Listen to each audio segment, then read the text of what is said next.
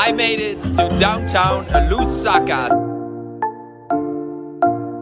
There's like a central market I'm trying to find, and I think I found it. Yeah, it's in here.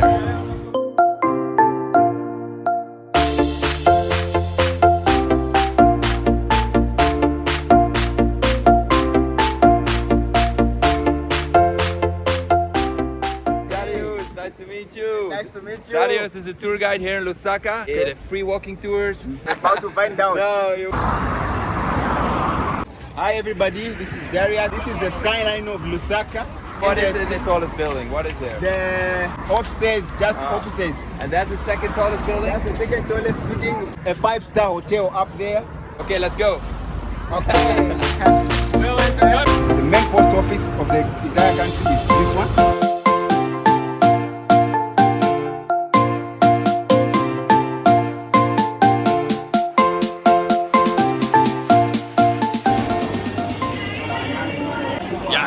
Try some street food, and in all honesty, this is one of the few things I see on the streets. They have shawarma everywhere.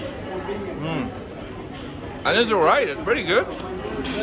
It's $1 US. I actually talked to the owner, he's from Lebanon, so he brought the shawarma here. For the rest, I haven't really seen any street food. Oh, holy shit.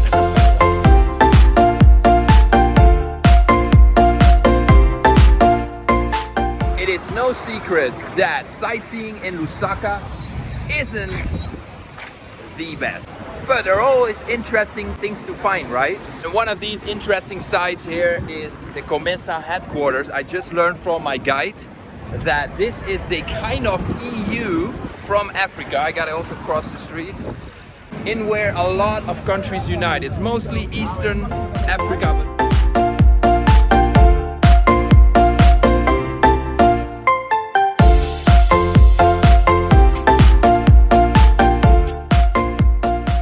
This is Kamwala Market.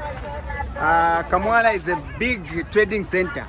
People from different parts of the country come here to order their things, and then they take them to... When you do tours like this, guided by a local, that brings you to places like this, because I would have never come here by myself. I find it super interesting because it reflects what the culture is actually about, right? Staying in a nice hotel, having a drink on a rooftop bar is not visiting Lusaka to me. I think this definitely is what makes it worth it to spend one day in Lusaka. So the market we are on is also the real, like this is functioning. Yes, it is functioning. So when does the train pass by? Depending on their shape, but this is the Tazara, which connects Tanzania to South Africa. To Tanzania, to Zambia, to Zimbabwe, Botswana, and to South Africa. Kabwata Cultural Village here in Zambia. This is where handcraft is made. Behind me, this is a house, a thatched house. It's a rendezvous. You know, Zambia is coming from the history of colonialism. So the colonial masters had servants. Their servants, these are the houses they built for them to stay in. Welcome to Kabwata Cultural Village. This is definitely one of the best things to do and one of the most famous places to visit here in Lusaka. It is where local people sell their handicrafts basically. And just like me, the Zambian people love football. What is your team? Arsenal. Oh, he's Arsenal. Travel Tom bought souvenirs. I never buy souvenirs, but I feel here it's a great way to contribute to these people, and I give tips around Zambia all the time, so why not actually buy something and make someone really happy? So yeah, I'm gonna give this to someone that can use it much better than me, but then I made someone happy and I made these people happy by buying something.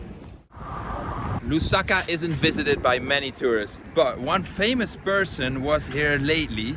Prince Harry himself was here, and together with the president of Zambia, they put flowers next to this empty tomb, because this is a remembrance to the people that died and got missing in Second World War. We've been walking around here a little bit. There is the Ministry of Finance.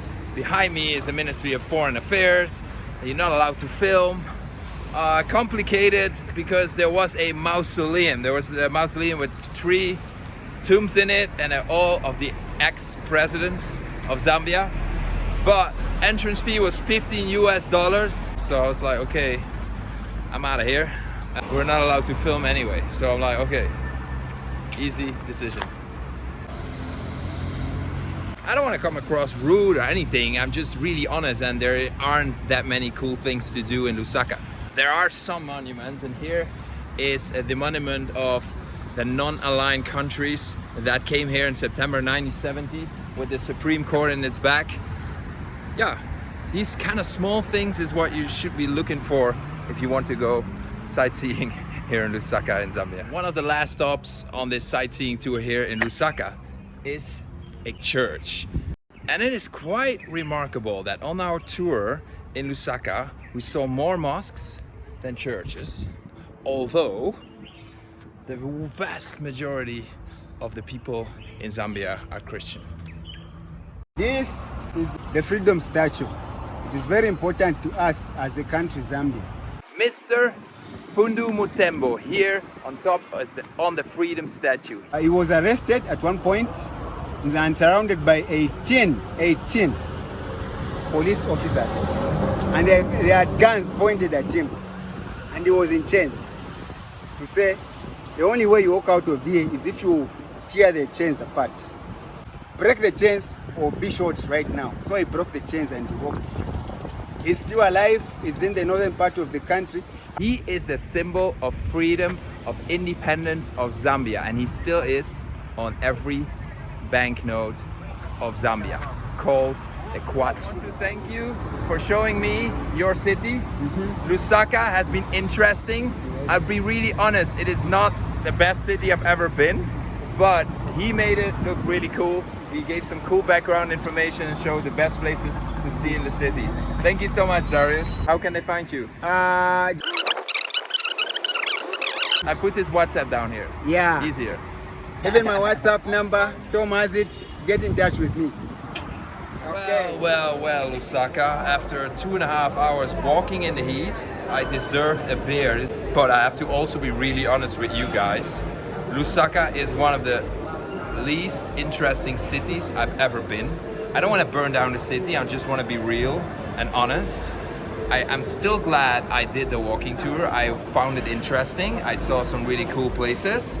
If your intention is to spend a couple days in Lusaka sightseeing or looking for things to do, I have to disappoint you. There is not much to do in Lusaka.